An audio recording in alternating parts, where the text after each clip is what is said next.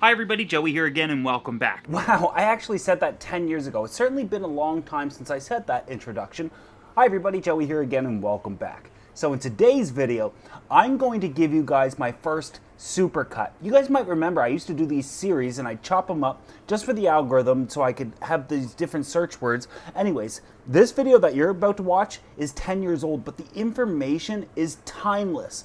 And it's just full of gold nuggets, but it's been buried. So every once in a while, I'm going to do these supercuts where I bring back old series, but I put all the videos into one. And this is my first attempt. I really love this build. More importantly, the information in it. Hope you guys enjoy it. So today marks the first video of a 5-part series on how I built my office aquarium. Now this is a really interesting build that I know a lot of you are really going to enjoy because there's a lot of unique aspects to it. Of course I built everything for it, but in this series you're going to see things like how I built the aquarium itself, how I built the filtration, the stand, lighting, how I set it up, all the equipment, how it all works, and of course the stocking and aquascaping. Now the thing about this build and really do-it-yourself in general is that nobody in the world has a system like this, but I'm going to show you how I did it so you could potentially build it yourself or simply get some inspiration and use bits and pieces to apply to your own build.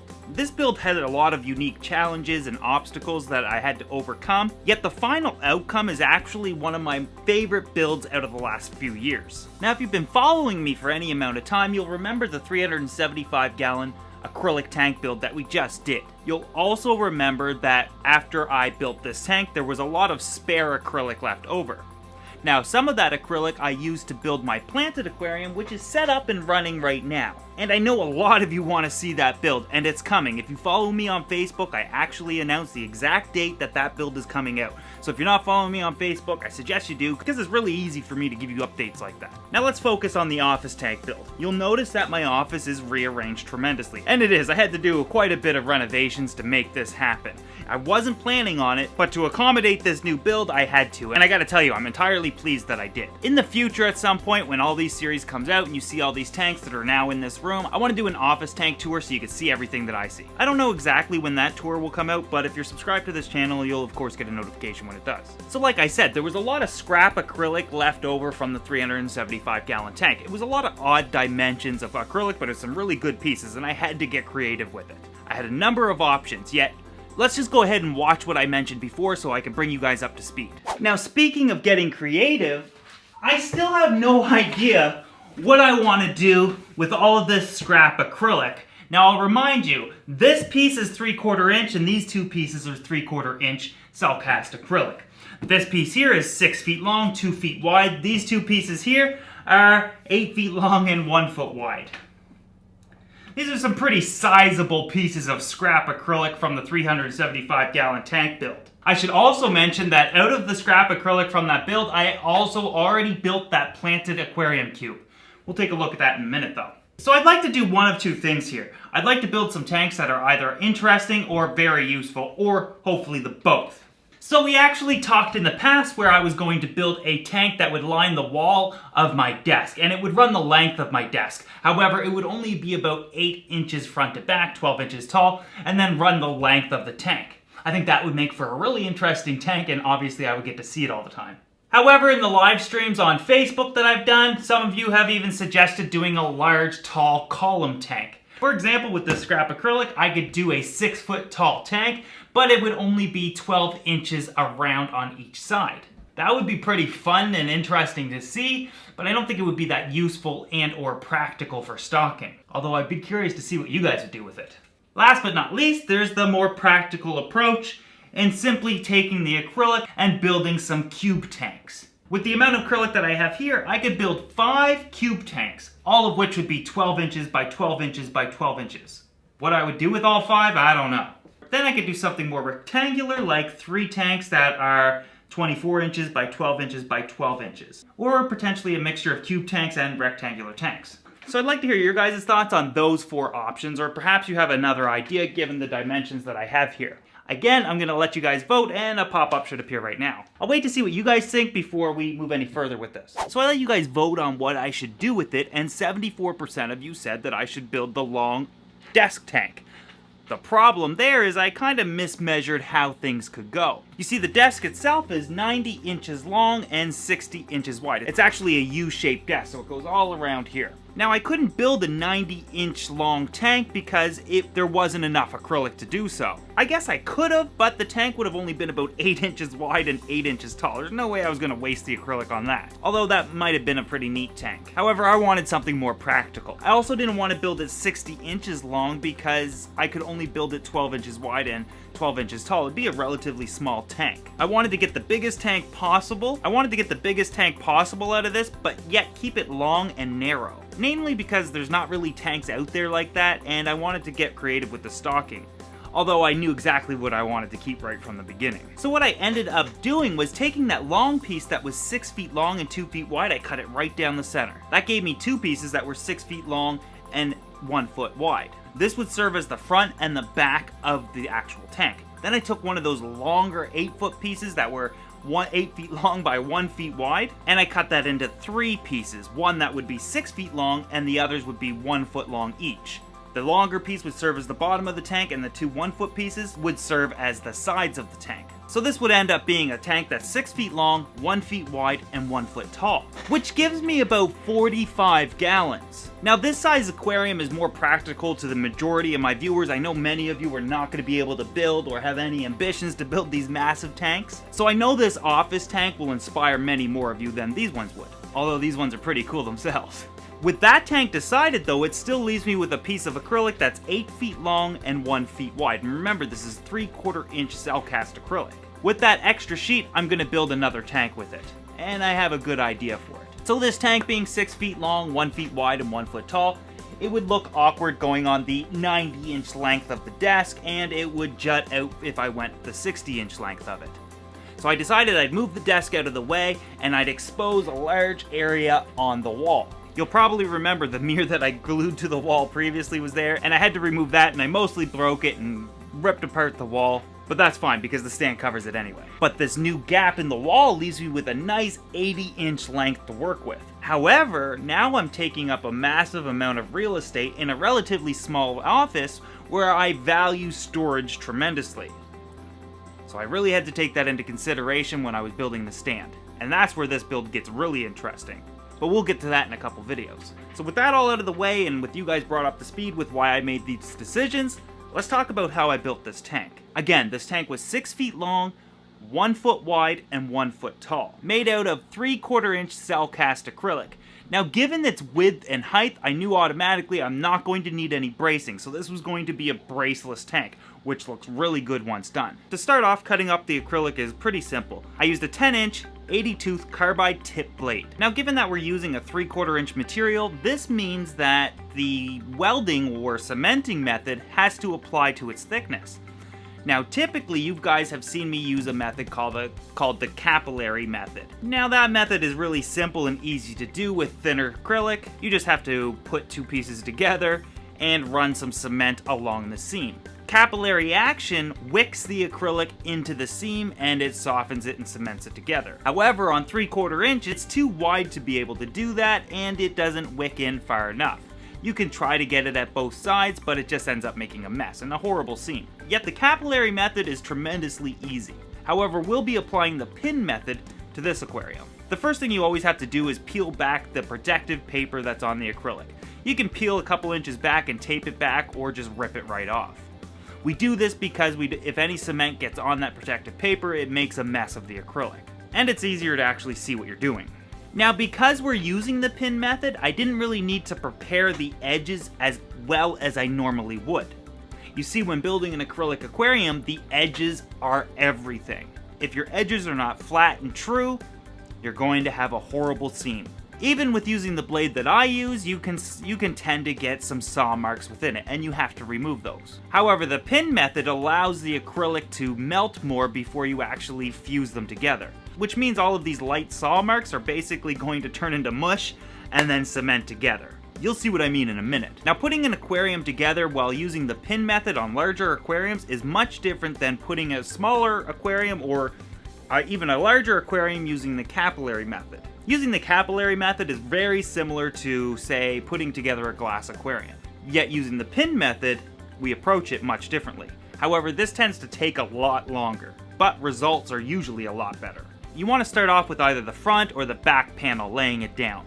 Then take one of the ends and brace it. You can use a number of things to square off this piece and hold it there. Personally, I just rig up a square with using some plywood. This holds it together for me, and I don't have to worry about it being level or square, or even have to hold it. It does it all for me. Next comes the pins. You want to find the smallest pins possible. These are tiny little bobby pins, but you can use something like acupuncture pins, or even small sewing pins. Personally, I like to use ones that have a little nub on the end so that when I pull them out, I have something to grip onto. Pins need to be approximately every 8 to 12 inches. It really depends on the length of the tank that you're cementing together, but for this one, I just used 2 pins because it's only a 12-inch length. If I only used one, it's going to wobble back and forth, so obviously I need to use 2. Now the way this works is those pins slightly elevate the acrylic away from each other. Then we take a syringe or an applicator bottle filled with Weldon 4. Weldon 4 is a popular acrylic cement. Using the syringe or applicator bottle, we start squirting in the Weldon 4 into the seam. Now I actually own a router, so I like to have a tiny bit of acrylic overhanging. And the reason I do that is because if my cuts are off by even a little bit, it's going to ruin the tank. So what I prefer to do is move the panel in slightly and then route it off later. I'll show you more on that in a minute. Once we've filled up the entire seam with Weldon 4, we wait approximately 90 to 120 seconds, or 1.5 to 2 minutes. It's best to actually time this out if you have somebody with you, especially if you've never done this before. Personally, for me, I use my fingers. I keep touching the cement and waiting until when I pull my fingers apart, there's cement in it, almost like a cobweb. Now the cement by itself won't actually do that. It's water thin and it evaporates off your finger after a few seconds. However, what's creating that webbing is the acrylic is softening, and that's when you know it's ready. At this point, we pull the pins. You do need clamps. You want to clamp it together. You don't need a tremendous amount of force, but you do want a firm clamp. This just simply squeezes it together and ensures you get a bubble-free seam. Now because we've softened the acrylic, we've fused it on a molecular level. And that's why a well put together acrylic aquarium technically doesn't have any seams. Now we wait. Now technically after about 20 minutes you can start moving this around, pulling the clamps off and that sort of thing. However, I highly suggest you wait until the next day. Why? It guarantees the seam is fused together properly and cured. However, it actually takes a full 7 days for the cure to reach 100% strength. After 24 hours though, it's up to about 80% strength. If you pull your clamps too soon or you start moving it around, you run a high risk of ruining that seam, introducing bubbles, or simply just making a mess out of the tank. And the thing with acrylic is, while it's really easy to put together, it is unforgiving to mistakes. You make a mistake and there's no taking it back. Unlike a glass aquarium, for example, if you mess up putting that together, wait till it cures, take it apart, and do it again. With an acrylic aquarium, there's no turning back. Now that we have one end on, we can move to the other. We literally do the exact same thing as we did for the first seam. Again, wait to 24 hours, and then we can move on. Now it gets kind of tricky. We have to flip the tank upside down and cement both ends to the other side. However, once you flip this contraption over, depending on how long the span of this is and how thick your acrylic is, it's going to bow.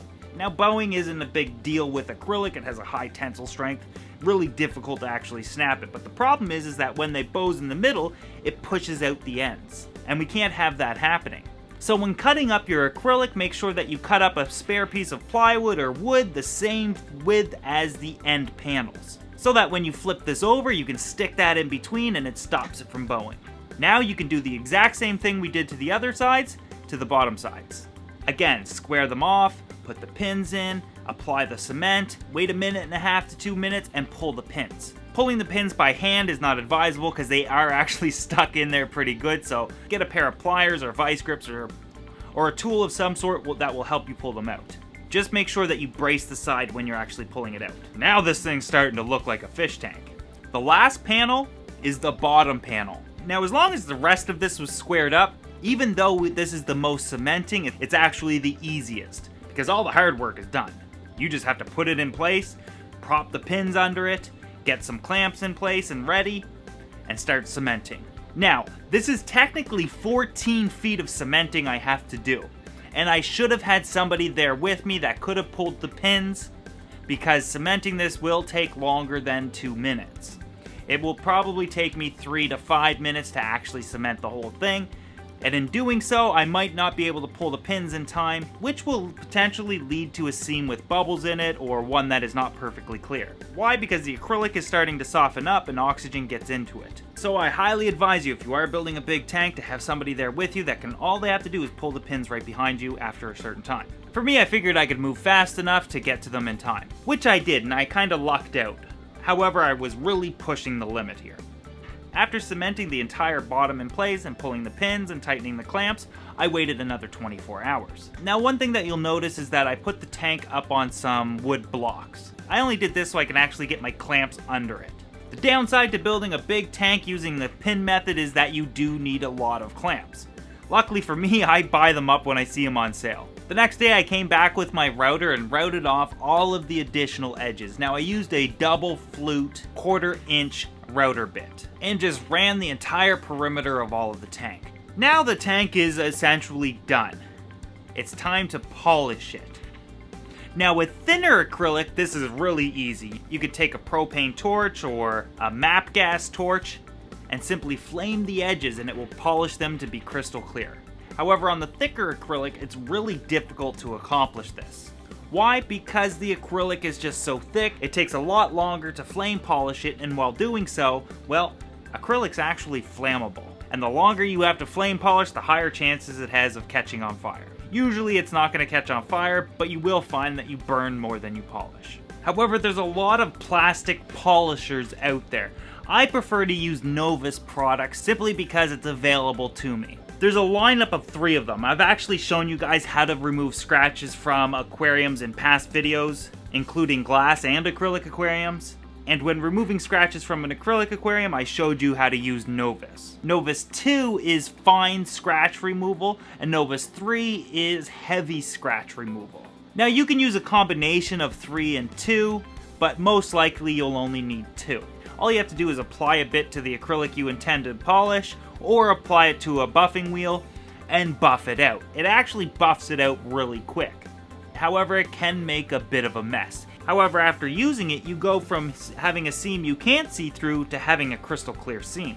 Again, the downside to it is it's a bit messy. So as you can see here, although the seams are clear, there's still lots of polish everywhere. I don't worry about that until I'm ready to remove the protective paper anyways. Now last week we built the actual aquarium. This week we're building the filtration for it. Now just to bring you up to speed, the aquarium itself is 6 feet long, 1 foot wide, 1 foot tall, and we built it out of 3/4 inch cell cast acrylic. That acrylic was actually leftover material from the 375 gallon build. So we basically built that aquarium out of scrap acrylic. But hey, I'm not one to waste, and we got a really cool aquarium out of it. Now, as mentioned in the previous video, this aquarium posed a number of challenges. We're now faced with the challenge of the actual stand that this is going to go in.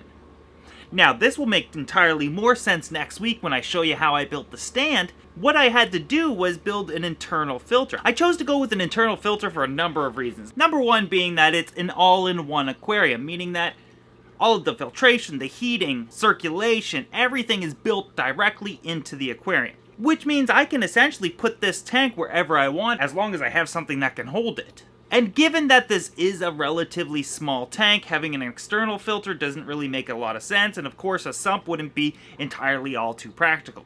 Although if that's something you want to do, go ahead. But for something like this, I prefer an internal filter. But I didn't want a filter that would really take away from the aquascape, because we will be scaping this tank and creating a bit of a biotype. So I wanted something that would blend into the tank and wouldn't take your attention. An all-in-one tank is the perfect solution for this. In order to build it, I went back to using some black acrylic that I had previously. You guys will remember that I originally bought a full sheet of this so I could do a number of things with this aquarium. We built a weir out of it, we built a controller box, we used it for baffles, and now we're going to build an internal filter for this tank. Mind you, I still have lots left, and that's kind of the benefit to buying a full sheet of acrylic or a full sheet of supplies, is that you're going to most likely have a lot more than you need. And you might not think that you'll use the materials for future projects, but it always comes in handy. The downside is that you buy a lot more than you need up front. However, in the long run, you save a lot more money. Now, I wanted this filter to actually go on one end of the tank. Now, since it is a 6-foot long tank, I figured I could afford to sacrifice about 6 inches of the length, which in the grand scheme of things, once you see the tank set up with the filter in it, it's not that bad at all. I did want to keep this relatively simple. I only needed the filter to do 3 things for me. One is obviously filter the water, both mechanically as well as biologically. I also needed to fit a heater behind it, plus a return pump, which doesn't sound like a lot, but when you're working with a little bit of space, you have to get pretty creative with it. Now, I've shown you guys how to build all different types of internal filters in the past, and this one really isn't going to be much different. The principles are all really the same. You want to start off obviously with the front panel, making sure that it's the width of the tank.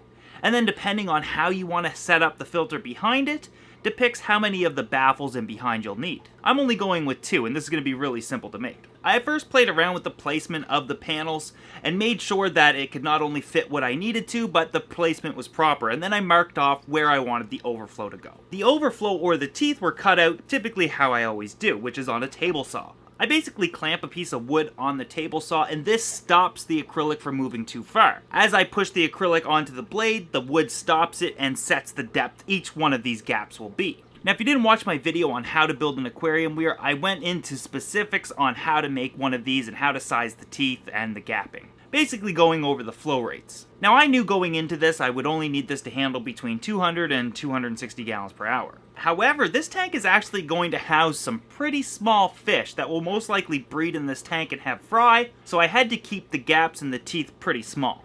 I made each gap about 1/4 of an inch wide and about 1.5 inches tall, each one giving me a maximum flow rate of about 30 gallons per hour, which is twice as much as I need. Once I cut the teeth out, I drilled a small hole in the same panel where the return pump would return water to the tank. Now, with the other baffles, I basically did the same thing except made those gaps much larger. No fish are going to be behind this, and I wanted to make sure there was no possibility of any clogging, so I just made them pretty big. Obviously being able to handle several times the flow that I had planned to put through it. Then I cemented them in place with Weldon 16. Now, Weldon 16 is a thicker acrylic cement, but for something like this, I tend to prefer it. Then I let it cure overnight. Now, before installing the filter into the aquarium, I removed all of the protective paper first.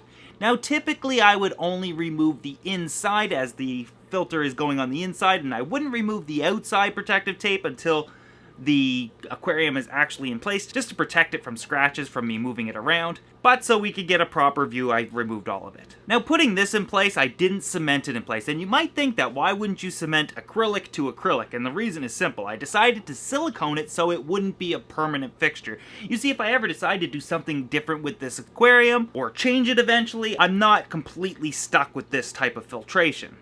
Not that it's bad, it's just that I might change my mind down the road sometime. Silicone will hold the acrylic firmly in place, and it's not going to come off anytime soon, and of course it's going to be waterproof. Plus, it's not going to be under any pressure, so siliconing acrylic to acrylic is completely fine.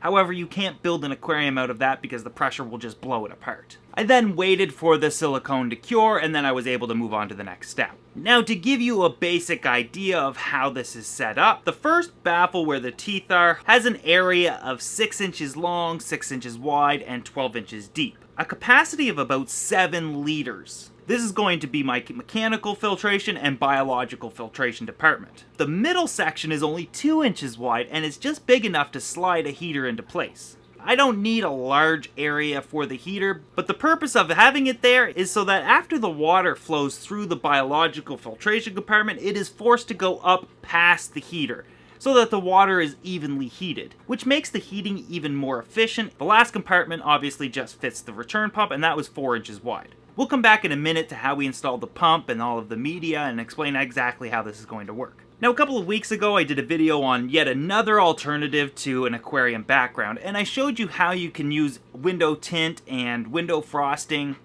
as aquarium backgrounds.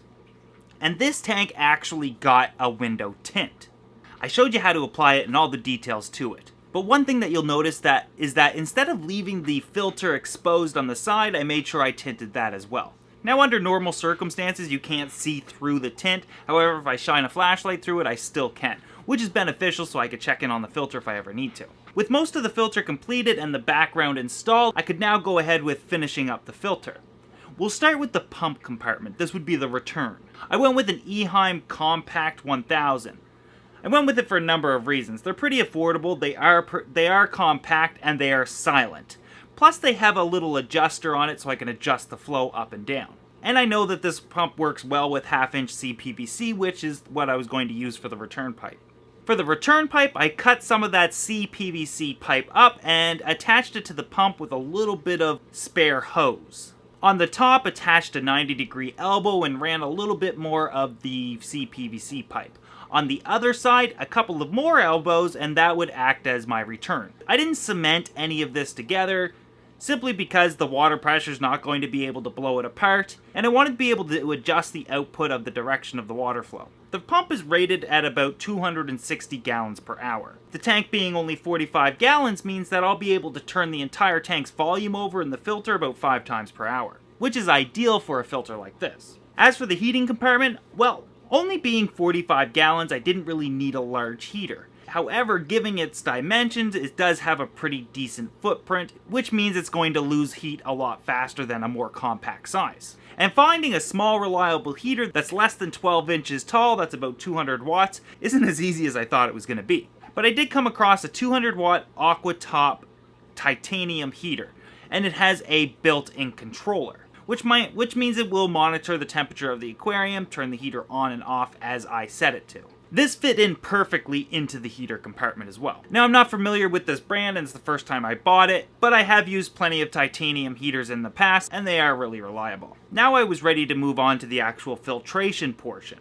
Now, given that the water is going to flow down through this and underneath, I couldn't have the media sitting at the bottom of this compartment, so I rigged up a lighting diffuser stand with some zip ties. This was going to provide me with a pretty sturdy stand for the media to set on, while keeping the flowaway completely free of any media.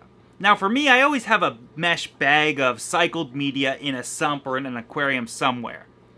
And that's what I was going to use to put into this aquarium, so I could essentially start off with a fully cycled filter right away. Now at this point of the build, I didn't actually set the tank up and get it running, so the biological media stayed in the sump, just so I didn't kill the bacteria. But you'll see it all get added later on in the series. As for mechanical filtration, I cut to size a couple of sponges, and these will sit directly on top of the biological media. I started off with 2 sponges because I wasn't sure how much media I was going to be able to fit in there, and I ended up only using 1 sponge in the long run. Now the way this is going to work is simple. I'll fill the tank up, and as the pump turns on, it's going to start sucking water from the other compartments and pushing that water back into the main aquarium. As that water is pushed to the main aquarium, that water will overflow into the first compartment and be mechanically filtered by that sponge. The water then travels down through the biological media, removing ammonia and nitrite, serving its biological function, followed by flowing under the next baffle and up through the heating compartment, evenly heating the water, finally overflowing into where the pump is, and the pump again pumps water back to the main aquarium. And this is a continuous cycle. The main benefits to a filter like this is obvious. It's an all-in-one filter, you don't have to worry about anything external.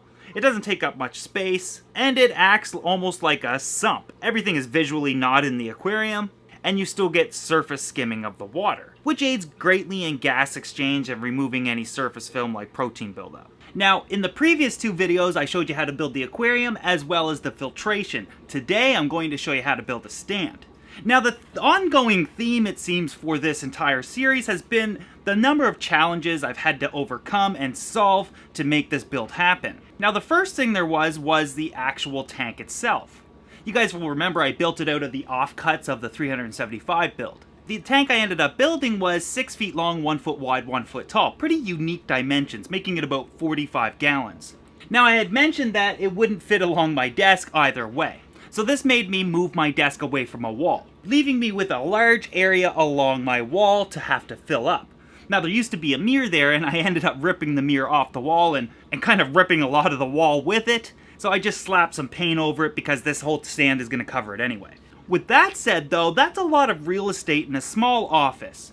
I do need this to be a workable space for me, and I don't want to give up that much storage or area. So that was the number one focus when I built this stand. And I guess once you see the stand completed, now you'll know why I built the filter inside of the aquarium, making it an all-in-one filter. Now I should just quickly touch base on the filter. That is just the filtration system and does not compensate for the entire circulation of the whole aquarium. That's going to be added in when we set the tank up. Okay, so back to the stand.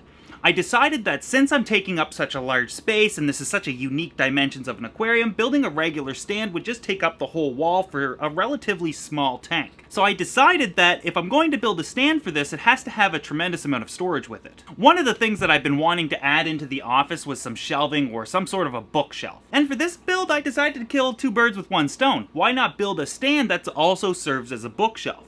So that's exactly what I did. I did have a budget for this shelf of about $100. Now I already had plenty of screws, glue, and stain from previous builds, so I didn't need to buy any more, but I did need to buy the plywood. I went with 3/4 inch birch plywood. The sheets were 8 feet long, 4 feet wide, and I only bought 2 sheets.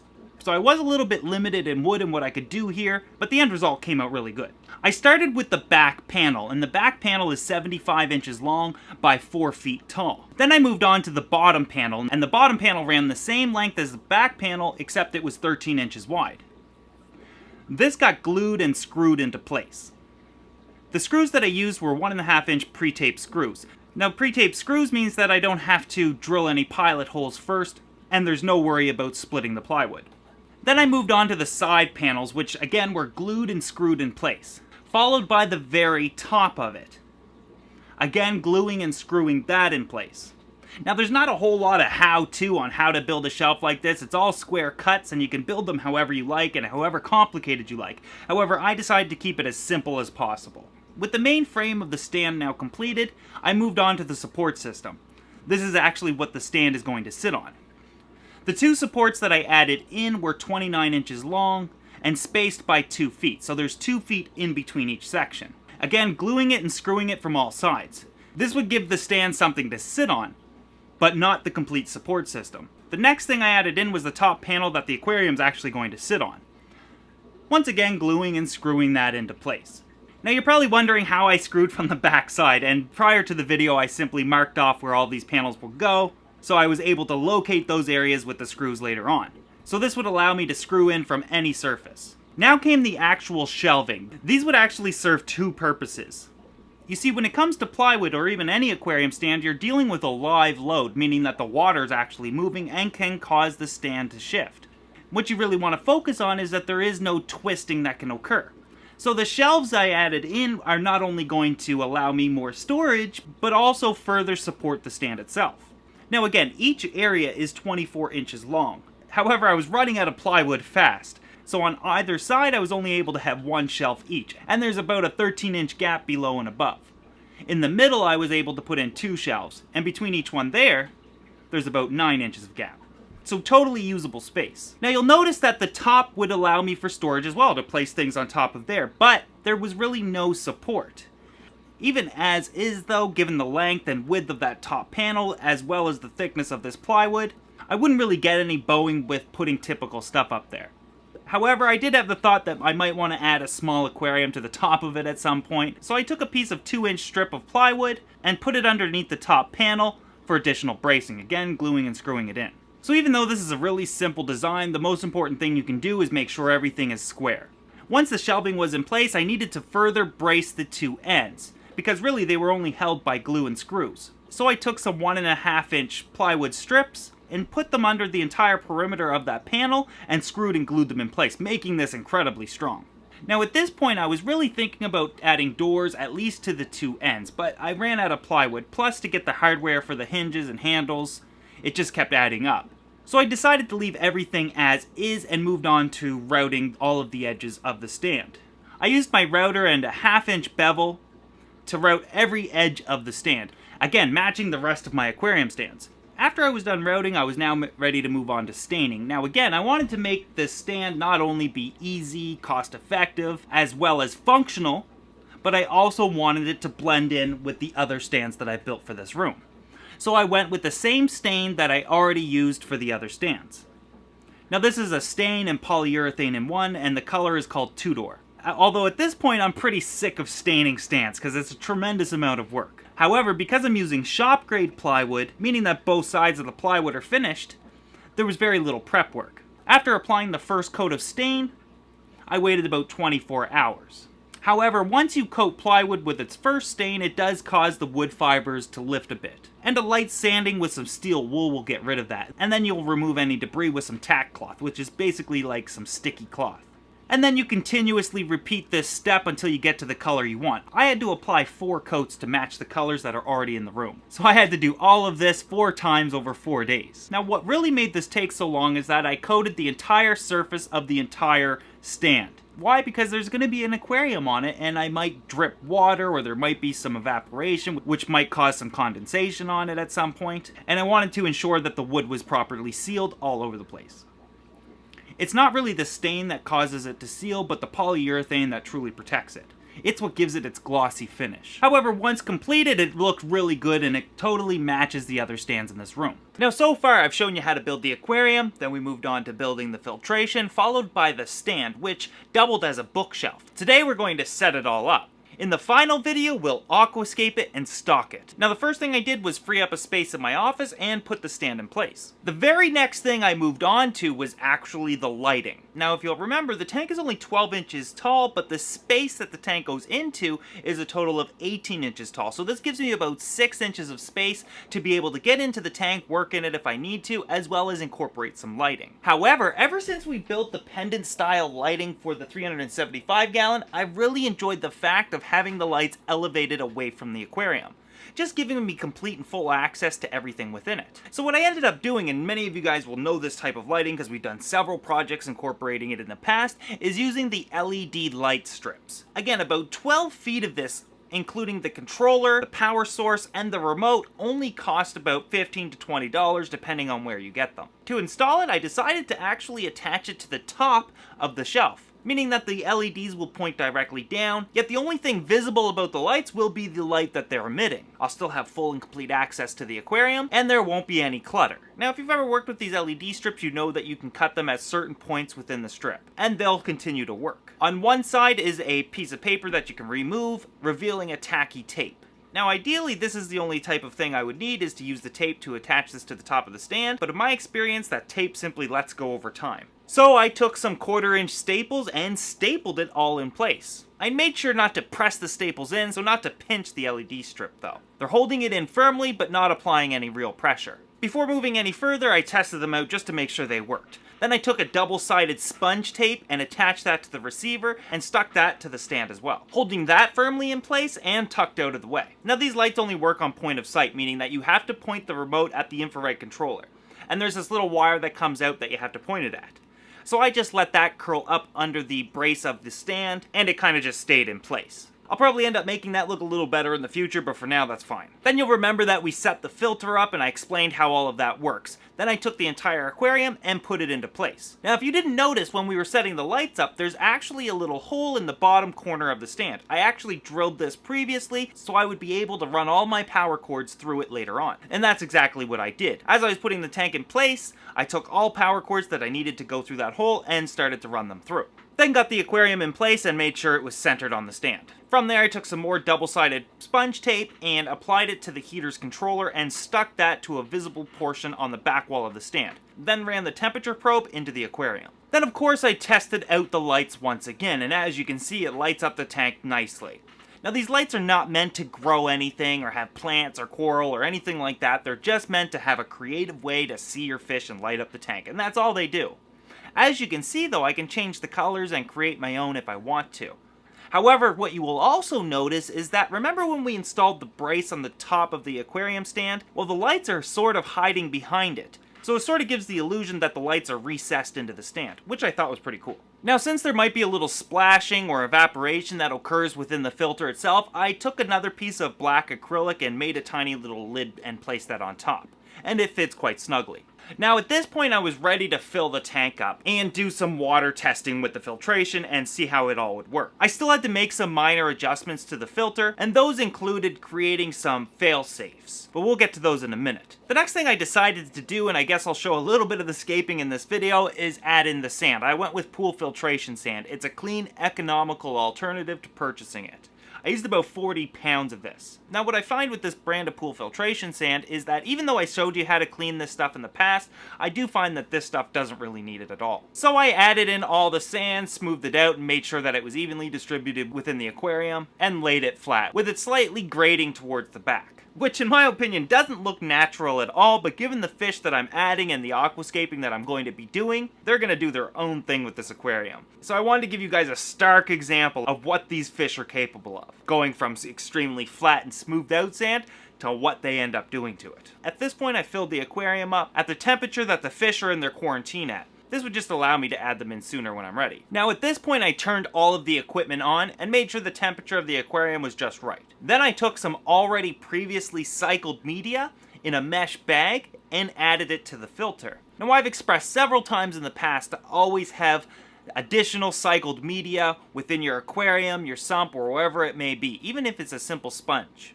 This just means that when you do need to set up a quarantine system or a hospital tank or even a new aquarium, you start off with cycled media right from the start. Meaning that when you get the aquarium running, it's essentially a fully cycled filter. Now I was going to explain how the filtration works in this video, but I already explained a step-by-step explanation in the video where I showed you how I built it. Now once I have the aquarium running, I'm able to identify whether I need more circulation or not. Obviously I'm going to need more circulation. As you guys remember, the filtration and output is all on one end of the tank. And the pump is sized for the size of the aquarium, the fish I'm keeping, as well as the size of the filter itself. But that doesn't mean it's enough circulation to completely circulate the entire aquarium. Now if this was a much shorter tank and it wasn't as long, then this might be a different story, but given its length, I did need additional circulation. So what I ended up adding was a G-Bow SW2 Nano Wave Maker. It's essentially a power head that allows you to control the flow from 130 gallons per hour upwards of 600 gallons per hour. And the controller that it comes with allows you to set the speed of the flow, as well as the type of flow, whether you want waves coming out of it, or whether you want it to shut on and shut off continuously, or just have a continuous flow rate. Plus it has wireless capabilities so it can communicate with other wave makers if I have them in the tank. I do like them because they're quiet and they're very cost efficient. This one only cost me about 50 bucks. If you remember, I used the same type,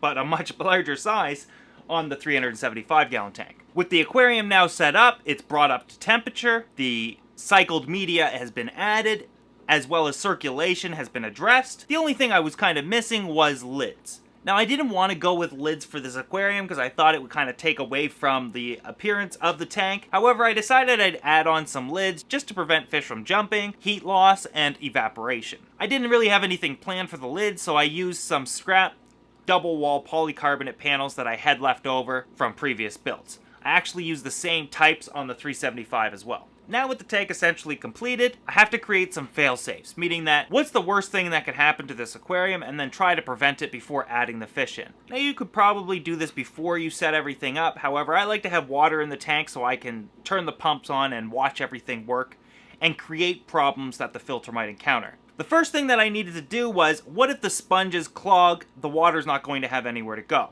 So I drilled a couple of holes above the sponges and above the water line, so if the sponges ever clog within the mechanical compartment and water starts to rise, it will simply overflow into the next compartment. Now, nothing else within the filter can clog, but what about evaporation?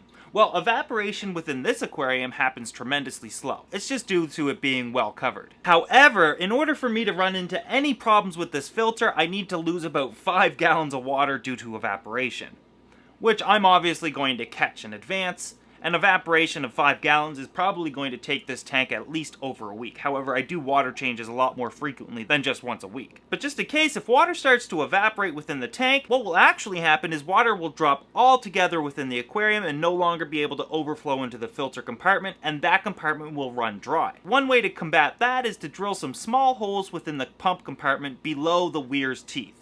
This ensures that on this aquarium, if I do lose 5 gallons of water somehow, the aquarium will still function. If you've been following the entire series, you'll know that we built the aquarium, the filtration, the stand, and then we set it all up. However, the number one thing that everybody wants to see is the fish. You guys have been hounding me for what is the stocking for this aquarium and taking all kinds of guesses, and a lot of you got pretty close. And all through this series and watching the comments and you guys guess, I've kind of been having a pretty good chuckle to myself. Why?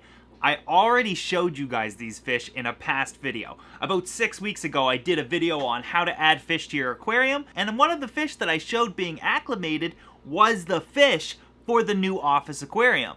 Yet all of this time, thousands and thousands of you guys were oblivious. Now that video was on acclimation, however, what I showed was the quarantine tank for these new fish. And when I got these fish, that's exactly what I did first. I set up a quarantine aquarium, as you all should always have on hand. You know, it's unfortunate, but many people in the hobby don't quarantine their fish properly or long enough. So I'm taking this opportunity to remind you of how easy it can be. First, I set up a small aquarium. As you can see, I just have a small spare aquarium. Although if I didn't have an aquarium, I just use a clear tote that I can see into. It doesn't have to be fancy. Then, as you can see, I built a filter out of a water bottle and a power head. I've shown you guys how to build these things many times before, and I don't just show you how to build them. I use them myself because I believe in them. It's just filled with some ceramic media that I already had cycled from one of my other aquariums. Once again, you guys know that I love to have a lot of extra cycled media within my aquariums or sumps, just for this purpose. Then I added in a heater. Now you can also add in some decorations or something for cover, and given the type of fish that I'm adding, I added in a variety of spare PVC parts. They sink and I already had plenty on hand. Now that happened almost 10 weeks ago. They sat in that quarantine tank for a month. It was during that month that I built the entire system. And what that means is I had the fish before I built the system. Meaning obviously I already knew what the stocking was going to be right from the start. Now if you haven't been able to guess what type of fish these are based on seeing them in the quarantine tank, you'll definitely know once we move into the aquascaping. The fish I chose for this aquarium were African shell dwellers. Specifically Xlamprolongus symbolis. Now this is an African shell dweller from Lake Tanganyika. Now this is actually my favorite lake from Africa, and I've kept more species of cichlids from that lake than any other. Now when it came to the office aquarium, I wanted to do some African cichlids again, almost to keep up with the theme that I'm kind of going with this office, which is a variety of types of aquariums. So far you guys know about the goldfish aquarium, the monster aquarium with the arowana, the planted aquarium, and now the office aquarium. The office aquarium going to be an African cichlid tank. And when it comes to African cichlids, there's tons of smaller species that do really well in smaller aquariums. However, I've been wanting to revisit shell-dwelling cichlids for a long time, so I jumped on this opportunity to do so. Now I'm going to get into why I chose them and what makes them so interesting in a few minutes, but for now, let's get back into scaping the tank. Now with the aquarium set up and the fish properly quarantined and they're ready to be added to the main aquarium, all I did was make sure the water perimeters matched. However, before adding them to the aquarium, I had to do some aquascaping.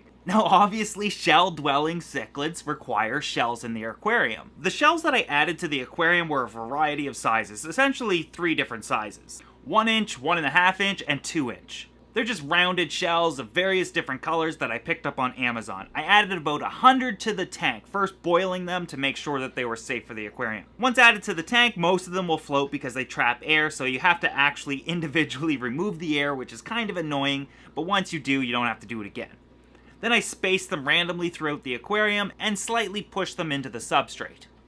Again, I left the substrate flat and didn't really mess with the interior because I want to show you what these types of fish will do.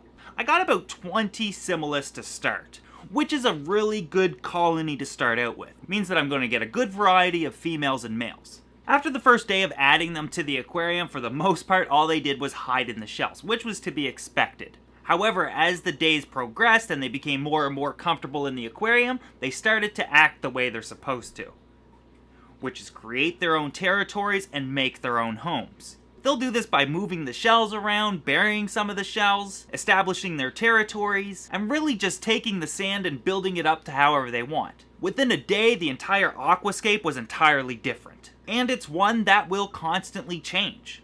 Within a couple of weeks, the colony was established and breeding started. There's at least 3 breeding pairs in this tank, and they're all producing fry at this point. So obviously the entire system was a success, noted by the fish that are actually breeding in it. Now this entire build was nowhere near as exciting or as rewarding as watching these fish. And let me tell you why. I'm going to be looking at this tank all day long. It's in my office and it's right in front of me. No matter what day I look at this tank or what area of the tank I'm looking at, there's always something different going on. It's entirely interesting to watch what they do. They're constantly rescaping the sand, preparing their homes, going through breeding dances, males fighting each other, or some other purposeful activity. This is a tank that I am addicted to watching. Specifically X-Lamprolongus similis, or Neolamprolongus similis, or Lamprolongus similis, depending on which book and what year or where you're reading it from. It's a cichlid from Lake Tanganyika, which, if you're not familiar with that, it's the largest lake in Africa by volume. Not by surface area, because Lake Victoria takes that. However, by sheer volume, Lake Tanganyika is actually the second largest freshwater lake in the world, accounting for about 18% of the world's freshwater supply. It's an extremely deep lake. However, these guys are not found in the deep parts. They're found more so along the coastal areas of the lake.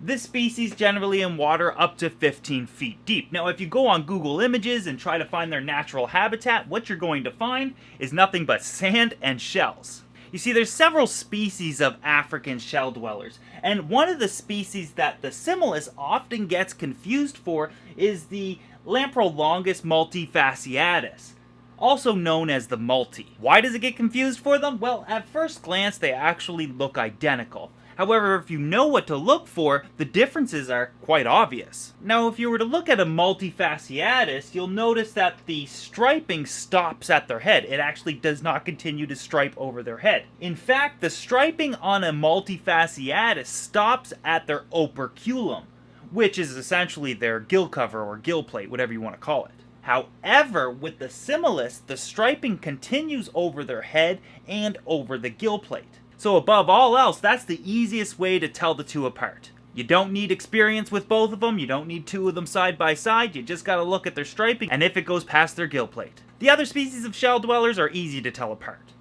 Now that you know what you have, you'll probably want to know who is who. Do I got males or do I have females? Well, unfortunately, these guys are monomorphic, meaning that they don't show signs of sex. However, the male gets to about twice the size of the female. So you almost have to wait until they reach sexual maturity to know what you have. When they do, the males can get 1.5 inches to 2 inches in length. Yes, these guys only stay small. So you now know what you have, you know the sex. What about stocking or scaping the tank? Well, they kind of both go hand in hand. You see, when stocking shell dwellers, since they never venture much more higher than about 6 inches off the ground, you don't need a terribly tall aquarium. However, what that does mean is that if you do have shell dwellers, you can have other African cichlids that spend a lot of their times higher up in the water column. But when it comes to how many fish per gallon, it actually goes how many fish per square foot. Ideally, it's 1 male per square foot, and each fish should have at least 1 shell. I prefer to provide each fish with at least 4 to 5 shells, giving them options and other areas of refuge. So with 1 male per square foot, you can have several females with him.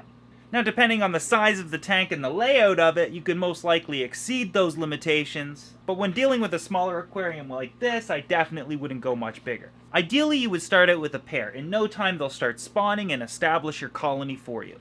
And on the topic of spawning, these guys are pretty easy to breed, but it all starts with the water parameters and quality of the water. Now, in my opinion, these guys will do fine in any type of alkaline water, meaning that the pH is over 7. Why? Chances are the ones you're going to get are going to be tank raised locally, and the water is going to be extremely similar to your own. So my suggestion is that if your water's pH is already over 7, don't mess with it. Your fish are going to appreciate stable parameters rather than ones that are constantly fluctuating by you attempting to give them what's ideal. For example, the pH in this tank is 7.6. When it comes to the temperature of the water, I like to keep it between 77 and 80 degrees Fahrenheit, or 25 and 27. Now, these guys tend to be a carnivore type cichlid, but in my opinion, they'll eat just about anything you offer them, as long as it's a quality food designed for cichlids. I feed these guys a combination of flakes and small pellets 2 to 3 times a day. As for the quality of the water, my preference is 30% every 3 days. And with such a small fish, this will keep nitrates undetectable and water in pristine condition. So if you followed these basic guidelines that I've given you, you'll have them spawning in no time. Now getting the spawn is one thing, getting the fry to survive is another. You'll have the best chances of the fry surviving in a well-established aquarium, meaning that the shells might have a little bit of algae buildup or perhaps a little bit of detritus, or something along those lines to give the fry a chance to graze if they have to. However, since the fry tend to stay in clusters and all in one spot, they're really easy to spot feed. Personally, I just grind up some flakes into a powder and make sure that it falls in the general area that they're in. They might not eat it out of the water column, but once it lands, they'll go ahead and pick away at it. Now, given the fact that you'll probably have a thriving colony in no time, my suggestion would obviously be to have a variety of shells within the aquarium. Anywhere from 1/2 inch to 2 inch, giving the fish the ability to choose their homes that's appropriate to their body size at the time. Now, you don't need any specific species of snail shell, however, what I like to look for is the escargot type or the rounded shell. Although there's the do-it-yourself option where you can use PVC parts and they will function the same. They'll bury them and make them their own. Now last week the number one question that I got on this fish was, how do you clean the tank? You see, since the fish customize and change the scape of the tank exactly to their likings, how do I go about cleaning it without destroying it? Well, to be honest, I don't vacuum the substrate at all. I don't do it for 2 reasons. One, I have proper circulation within the aquarium, and it hasn't necessarily been an issue just yet. The second thing is that if anything does collect in the aquarium, it tends to collect over on this side. So if I do have to vacuum the substrate, I'm not destroying very much. Lastly, since there's fry in the aquarium, I'd rather leave the uneaten food in there for them, as opposed to removing it. And since it's such a small amount of uneaten food or waste, it doesn't have the opportunity to have an impact on the overall water quality of the tank, based on my water change schedule. So with that said, this tank is actually very low maintenance. And that means I spend more time enjoying the aquarium than taking care of it. Which is most important to me because watching these fish is entirely fascinating. Now if you remember last week, I showed you guys how the aquascape began and what it was like a day later after they got in the tank. You see, these guys are constantly rearranging the aquarium. Digging, moving the shells around, burying their shells, creating their own little homes, and of course constantly interacting with each other. The males displaying to each other, flaring their gills, there's lots of tail slapping, and just constant activity. It's just an all-around, non-stop, interesting aquarium to have. So if you're looking for a small yet interesting fish, or you'd like to get into African cichlids yet you don't have a really big aquarium, give African shell dwellers a try.